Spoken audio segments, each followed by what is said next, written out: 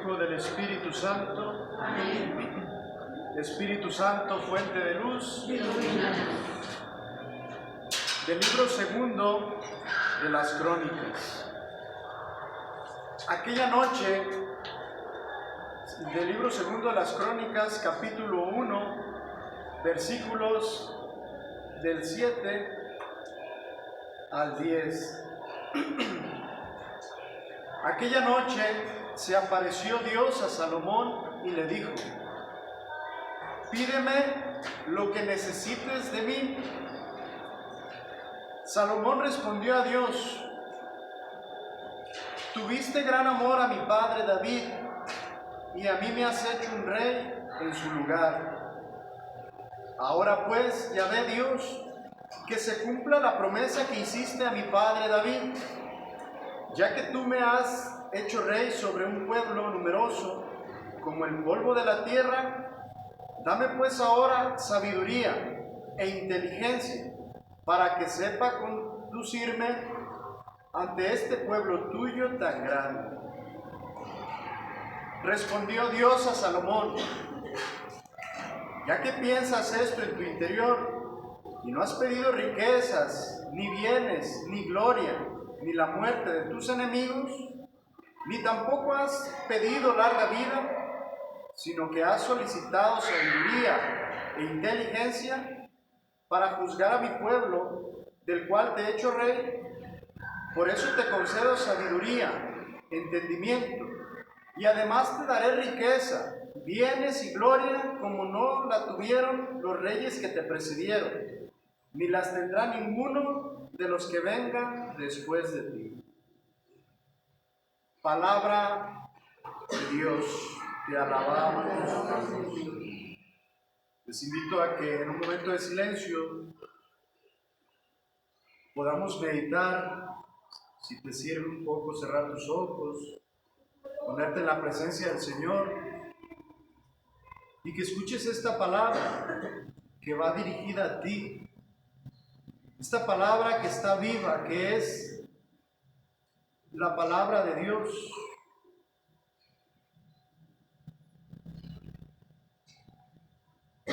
Dios se apareció, se acerca a Salomón y comienza a tener un diálogo con él. Dios le dice a Salomón, le pregunta: pídeme lo que quieras, lo que necesites de mí. Y Salomón responde desde lo profundo de su corazón y hace una petición muy corta, muy sencilla, pero muy profunda, al grado de que conmueve a Dios. Dios se conmueve ante la oración de Salomón. Dios se conmueve ante la respuesta. Tratemos de interiorizar este texto. Lo vuelvo una vez más a leer. Escucha en tu corazón.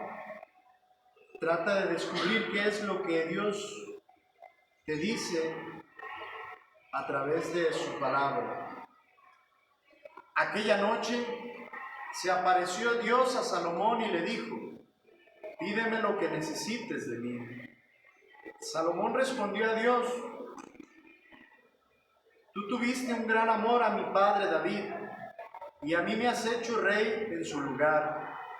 Ahora pues, ya ve Dios, que se cumpla la promesa que hiciste a mi padre David, ya que tú me has hecho rey sobre un pueblo numeroso como el polvo de la tierra.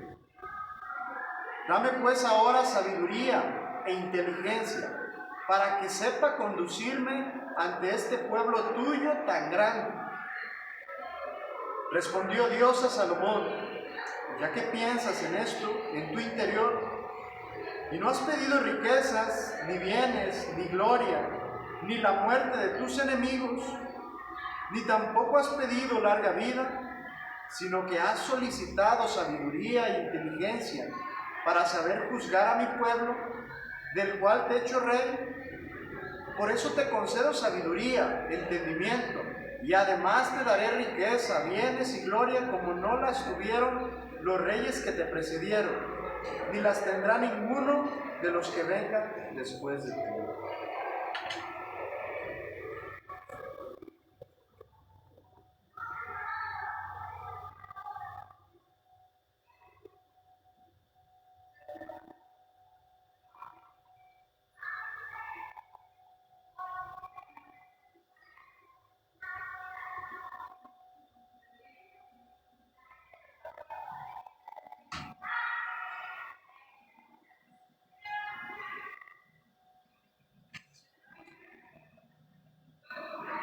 Escucha qué es lo que te dice el Señor a través de este texto.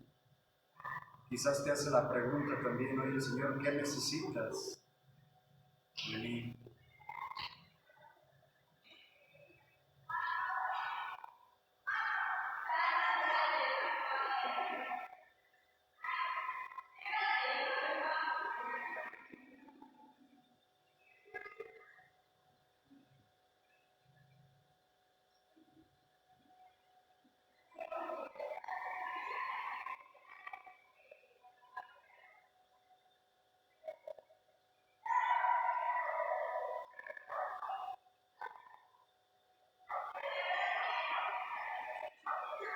Podemos abrir los ojos y compartir un poquito lo que la palabra de Dios nos dice a través de este texto de Salomón.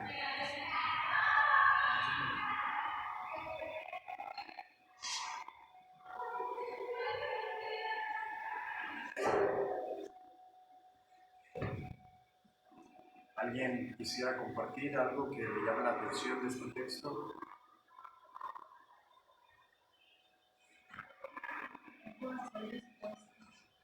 Un corazón dispuesto. Le llamó la atención de este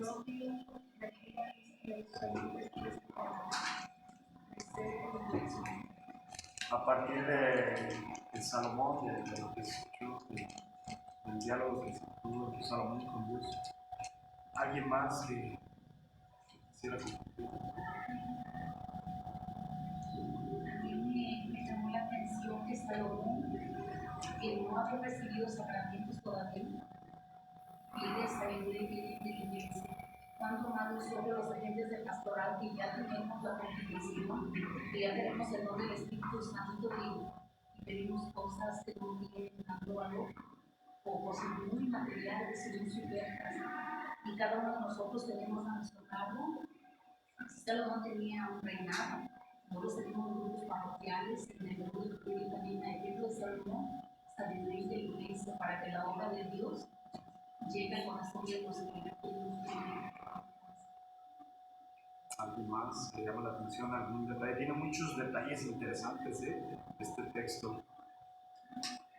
Bueno, yo, de hecho, cuando yo hice mi retiro, ya hace un poquito, hace unos cuantos años, hace como 30 años, fue lo que yo le pedí, pues eso, porque escuché en una predicación, cuando Salomón le pide pues, esto a Dios, y fue algo a mí que me, no sé, me impactó mucho, pues eso me gustó mucho ese pasaje, pues, y yo fue lo que le pedí al Señor.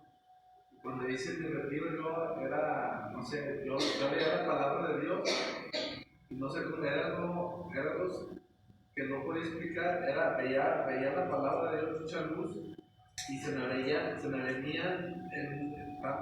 tantas cosas para dar y predicar. De hecho yo hablaba y a todo el mundo en mi trabajo, a todo el mundo, la verdad, hasta llegaba a enfadarlos de tanto hablarles de Dios. Pero era un hambre de mí, de conocerlo y de saber tanto y de un breve texto sacaba mucho, o sea, mucho de qué hablar. Y yo busqué, porque también en el pasaje donde dice el Señor, busquen la verdad y la verdad los hará libres. Y yo empecé a ver, a conocer muchas religiones y todo, De hecho, estuve yo mucho con los mormones también. Estuve yendo mucho con ellos, es más, hasta me bauticé con ellos también. Fue en una época que fueron crisis en mi casa, cuando mi papá nos dejó, etcétera. Yo no tenía a quién me orientar, a quién me guiar, pero a través de una familia que los quiero mucho, para mí fueron los señores, mis segundos padres, éramos señores de Yahuelica y ellos me ayudaron mucho y me guiaron. Y ellos iban mucho ahí, de hecho, querían mandarme hasta de misionero y todo, tocaba yo huertas y todo también. Pero había algo dentro de mí que no me llenaba. Y de hecho llegaba yo, mi madre tenía la Virgen de la Dolorosa ahí en la casa, llegaba yo y veía a la Virgen, y algo de mí me decía que o sea, no. Y total que cuando ya me quisieron mandar a mí de misionero y todo, yo no podía porque yo trabajaba y mantenía a mi familia también. Éramos 7 de familia y yo soy el mayor de los hombres y el tercero de la familia. Desde chico tuve que trabajar siempre para mantener a mi familia, ¿no? Porque mi mamá trabajaba pues lavando y planchando así. Entonces, ya cuando y empecé a conocer yo la Biblia, ahí con ellos, con los mormones. Pero ya cuando me casé y todo, me confesé con el padre y todo, y le dije pues que me había bautizado, me dijo, pero tú tienes los sacramentos, sí. Y digo, dice, eso no vale, no solo es el sacramento, el bautismo, y es el que vale y es el de la iglesia. Y todo, bueno. Y el caso es que ya cuando tuve el encuentro con el Señor, empecé yo a buscar y a investigar y todo por mi cuenta. Y yo, y más que nada hoy que he cursado cristología, y ahora ya más el conocimiento y todo, o sea, de carismático, pues, yo ya sabía que era la única iglesia y todo, que yo ya sabía y todo también.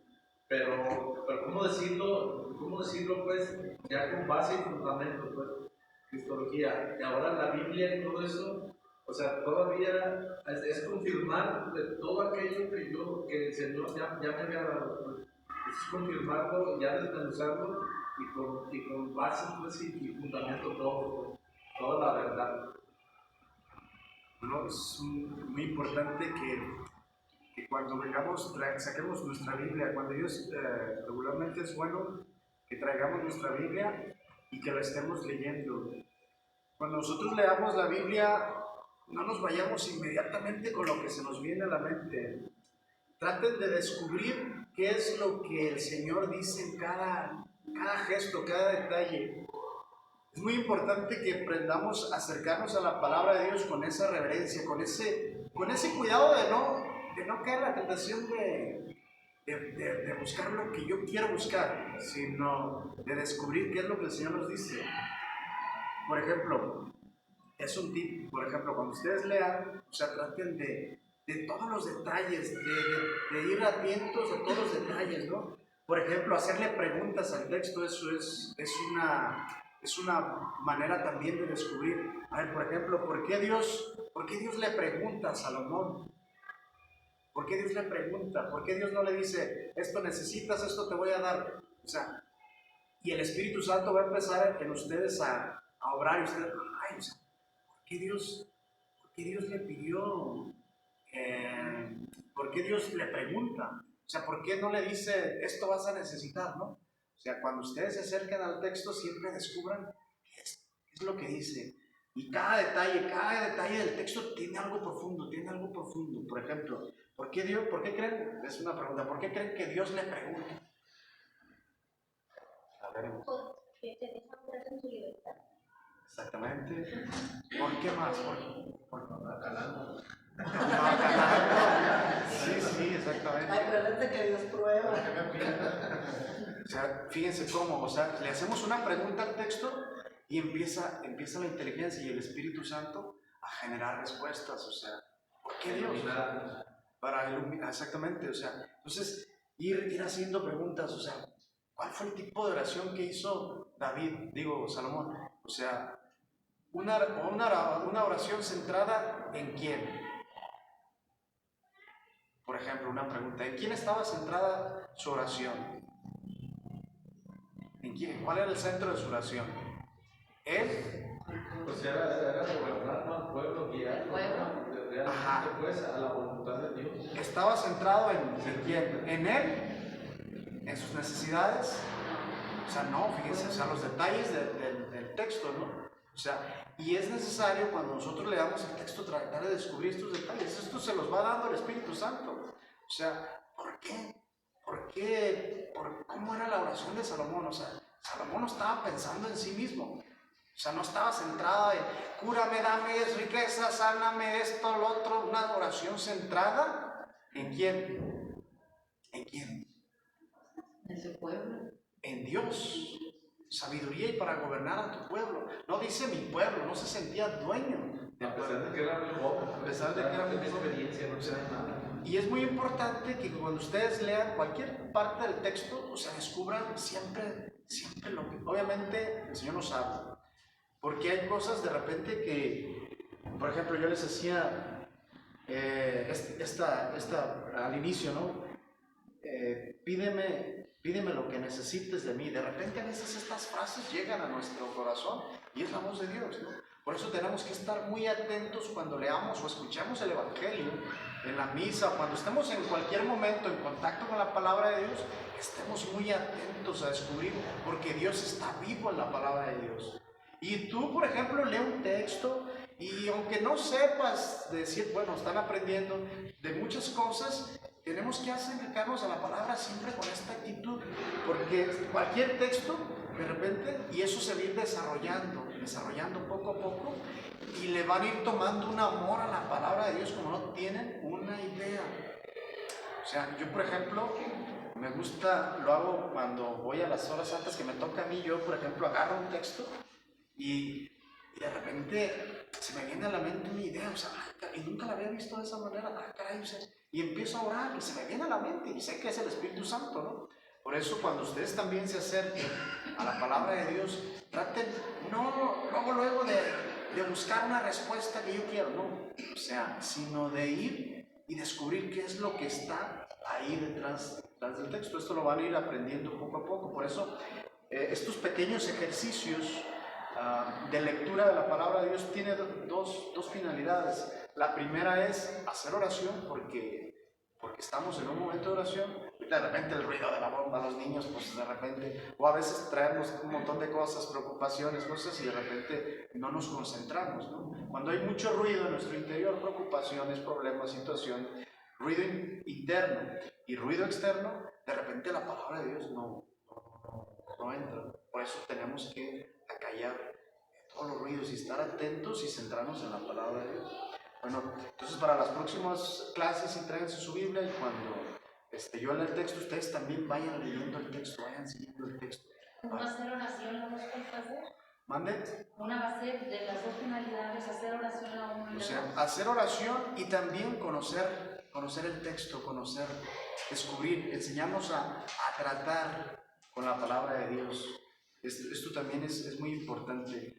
Porque a veces, yo por ejemplo, a veces descuido esta parte. Yo a veces leo la palabra de Dios y siempre estoy pensando en lo que le voy a decir a la gente. Y no es la mejor manera. O sea, realmente, ¿qué es lo que Dios le quiere decir al pueblo de Dios? Porque a veces, y ahí cuando yo hago ese ejercicio de ¿qué les voy a decir? Se me acaban las ideas. Pero cuando dices, a ver, Señor, ¿qué es lo que tú realmente quieres decirle a tu pueblo? ¿No? Entra el Espíritu Santo. Bueno, nos alargamos un poquito aquí en esto, pero vamos a continuar en la página 23. Vamos a continuar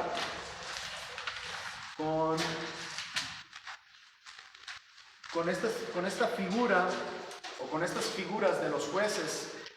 Vamos siguiendo los periodos de la historia de la salvación. Iniciamos con el Génesis, la creación, viene Abraham, los patriarcas, viene Moisés, libera al pueblo de Israel, viene la figura, bueno, antes de Moisés viene la figura de José, cómo llega el pueblo de Israel a Egipto, Dios que libera al pueblo de Egipto, que sale y va a la tierra prometida. Después viene el reparto de la tierra, vimos en las clases anteriores la conquista, y hoy vamos a entrar a esta época de los jueces, ¿no? Cuando muere Josué, sucesor de Moisés, viene esta época de los jueces. Pues vamos a brincar desde la página 20 hasta la 23. Según yo, ya habíamos Estamos en la 19. 19. La parte de la 19. Ajá. ¿No habíamos En visto? el 3.4 vamos a empezar a 3.4.2. Sí, nos quedamos en De la ley. Ok, yo pensaba, como ya tenía subrayado, pensé que ya lo había. No, vamos a continuar ahí donde nos quedamos. El don de la ley. Vemos cómo el pueblo de Israel, Dios hace una alianza y le brinda esa ley. Veíamos las características de esa ley, cuál era el sentido de la ley, y vemos que es un regalo de Dios, ¿no? Veíamos que el ser humano tiene la capacidad de discernir el bien o el mal, independientemente si conoce o no a Dios. Una persona que es religiosa o no, tiene la capacidad de discernir qué es lo que está bien y qué es lo que está mal, ¿no? Pero el ser humano por sí solo, por la herida del pecado y la fragilidad, el ser humano necesita también la ayuda de Dios. Entonces ahí es donde vienen las tablas de la ley, o viene el don de la ley. En la página 20, pues es continuidad de esto de la ley. Cuando Jesús viene, por ejemplo, no es que Jesús quiera abolir la ley. El problema, fíjense, del pueblo de Israel, y que fue lo que Jesús de alguna manera criticó, juzgó, fue que el pueblo de Israel empezó a centrar todo en la ley, pero la ley empezaron a generar un montón de leyes que de repente empezaron a oprimir al pueblo. Por ejemplo, el sábado, ¿no? El sábado no se trabaja, o sea, una ley que no se trabaja, que no se podía hacer nada, absolutamente nada. Por eso Jesús tenía tanto conflicto con los fariseos, porque los fariseos decían, no puedes curar el sábado. Y Jesús les dice, ¿qué es lo lícito? ¿Dejar que se pierda un hombre o salvar la vida de un hombre? No sé si recuerdan ese pasaje, ¿no? O sea, entonces el pueblo de Israel se empieza a pervertir. El pueblo de Israel se empieza no a pervertir, más bien empieza como a centrar, ellos a poner leyes a su modo, sin considerar en realidad el centro de la ley, el objetivo de la ley. Tanto así que fueron creando leyes, normas en todos los ámbitos de la vida, tanto así que fueron creando, que llegó un momento en que asfixiaban a la misma persona. Por ejemplo, las viudas, ¿no?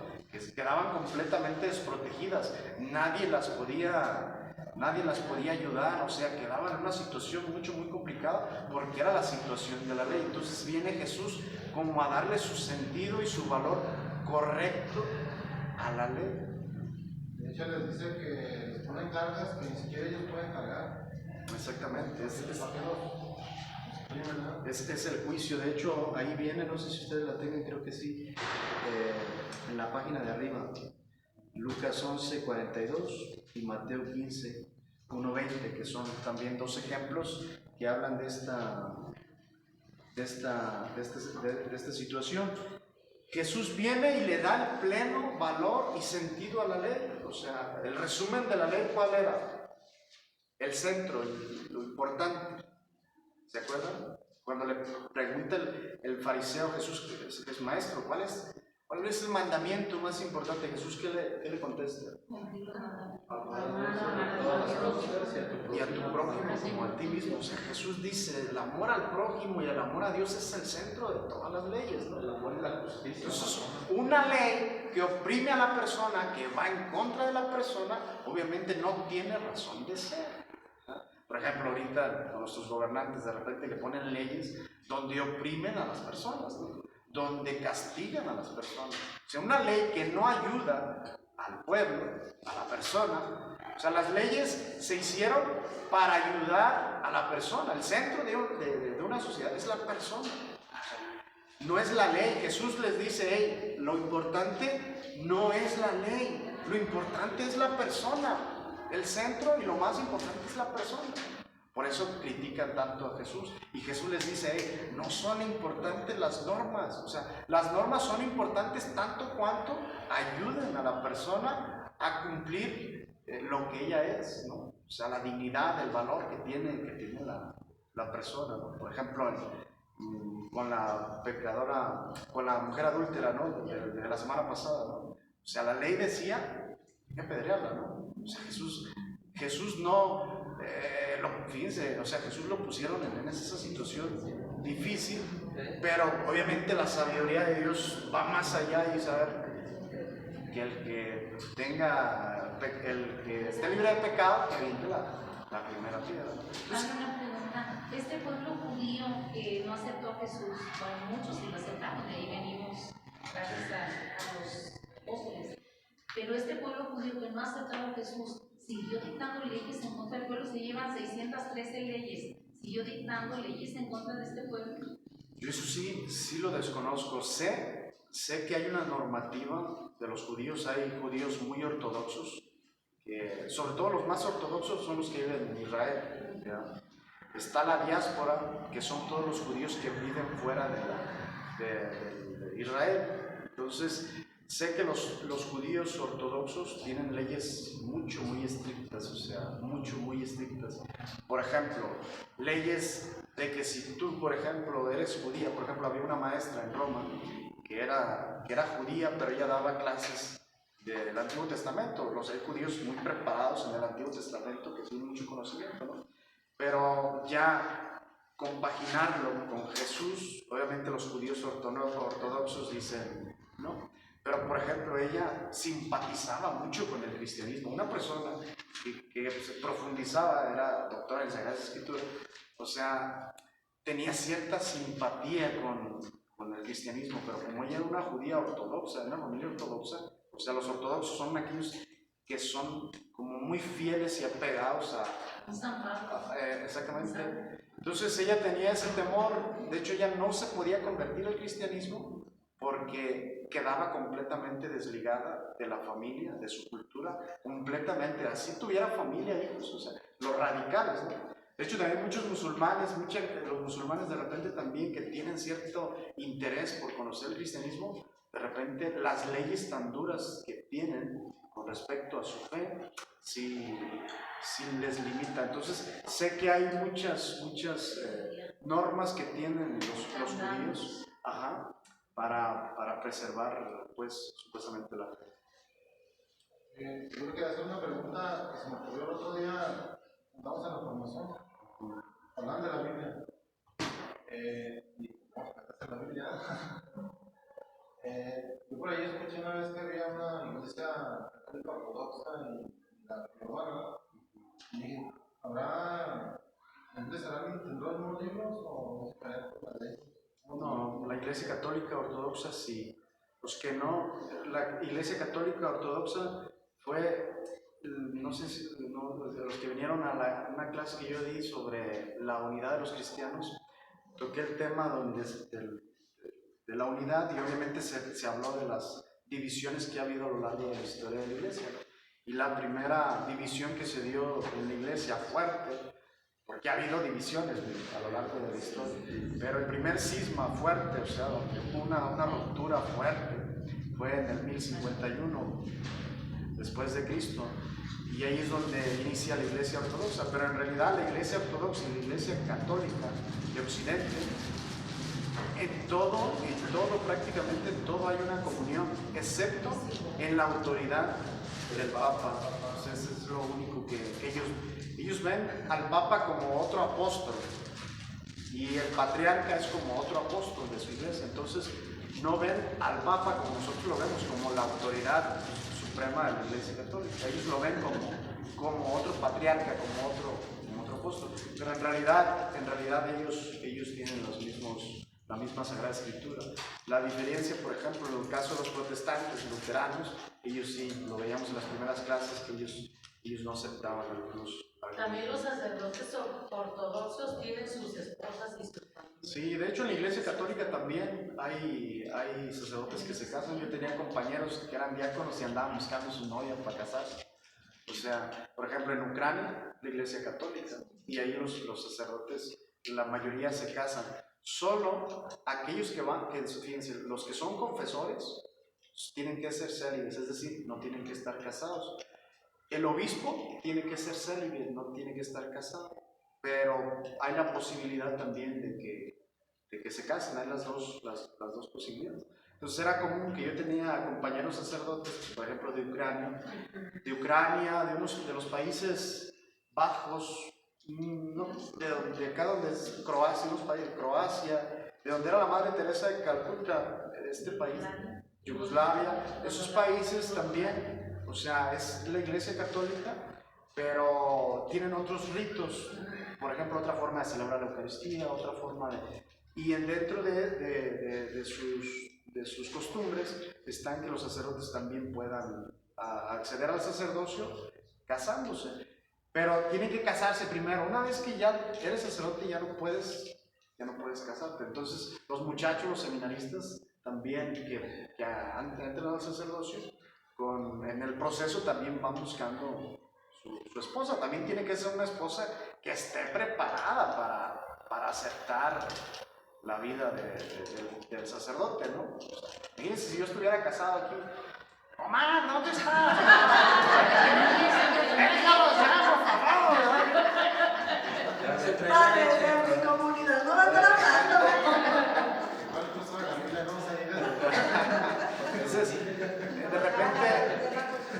de repente, en esos lugares, en esas iglesias, valoran mucho la figura del sacerdote que es célibe. O sea, nosotros no nos casamos para atender con más libertad, con más amplitud a toda la comunidad. ¿Y qué es lo correcto, lo de ellos o lo de nosotros? No, las dos cosas, en realidad. Los apóstoles y, de hecho, hasta en el concilio de Elvira, no sé en qué año fue, pero fue en el 300 y algo, fue cuando la iglesia, eso es lo que le tiran a la iglesia, no, es que la iglesia católica impuso el celibato, es decir, obligó a los sacerdotes que se casaran, pero en realidad fue algo que surgió de la